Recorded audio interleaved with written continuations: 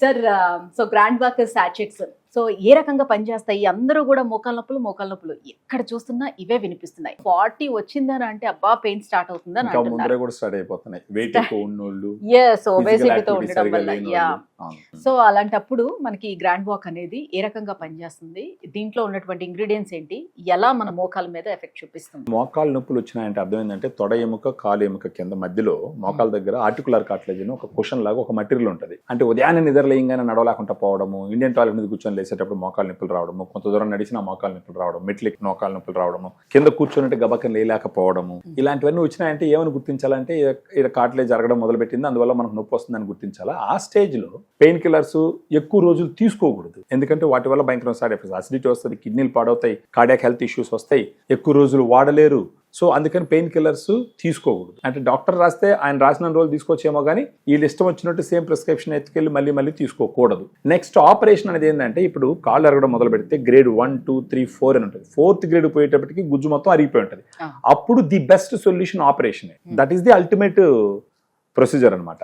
అలా కాకుండా grand walk లాంటి సాచెట్ వాడుకుంటూ, ఎక్సర్సైజ్ చేసుకుంటూ, టాపికల్ అనాలిసిస్ వాడుకుంటూ పోతే గనక మామూలుగా ఇవన్నీ వాడలేదు, గ్రేడ్ 1 నుంచి గ్రేడ్ 2కి 2 సంవత్సరాలు వెళ్ళిపోవచ్చు, సంవత్సరాలు వెళ్ళిపోవచ్చు.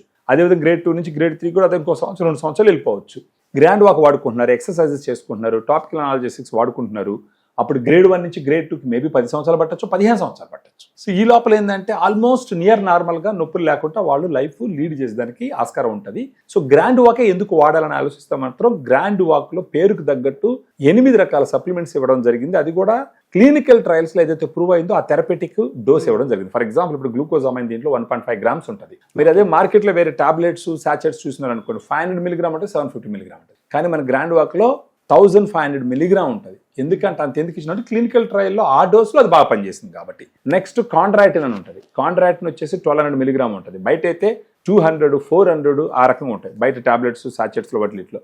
మన దాంట్లో 1200 ఇవ్వడం జరిగింది. అంటే క్లినికల్ ట్రయల్స్లో 1200 mg వాడితే మోకాళ్ళు గుజ్జు కరిగిపోకుండా, దెబ్బతిన్న గుజ్జు మళ్ళీ రిపేర్ అవుతూ తొందరగా ఒక గ్రేడ్ నుంచి ఒక గ్రేడ్కి పోకుండా కాపాడిందని కనుక్కోవడం జరిగింది. దాంతోపాటు కర్కుమెన్ ఉంటుంది అనమాట, పసుపు నుంచి తీసిన ఎక్స్ట్రాక్ట్ 1.5 grams ఉంటుంది. అది కూడా highly recommended dose per day. తర్వాత కొలాజన్ 40 mg ఉంటుంది, బోసెలిసెరాటా 250 mg ఉంటుంది, పైపరిన్ 15 mg ఉంటుంది, పైనజెలాడిన బార్క్ ఎక్స్ట్రాక్ట్ 100 mg ఉంటుంది, వైటమిన్ సి 80 mg ఉంటుంది. ఇట్లా 8 రకాల supplements highly recommended, highly proven డోసులో ఇచ్చినాం కాబట్టి ఒక 3 నుంచి 6 నెలల పాటు గ్రాండ్ వాక్ వాడుకుంటే కనుక వాళ్ళ మోకాలు నొప్పులు తగ్గి, కాలు మూమెంట్, రేంజ్ ఆఫ్ మోషన్ అంటారు, ఫ్రీగా ఇంప్రూవ్ అయ్యి నార్మల్గా వాళ్ళు నడుచుకుంటూ పని చేసుకునే దానికి ఆస్కారం గట్టిగా ఉంటుంది.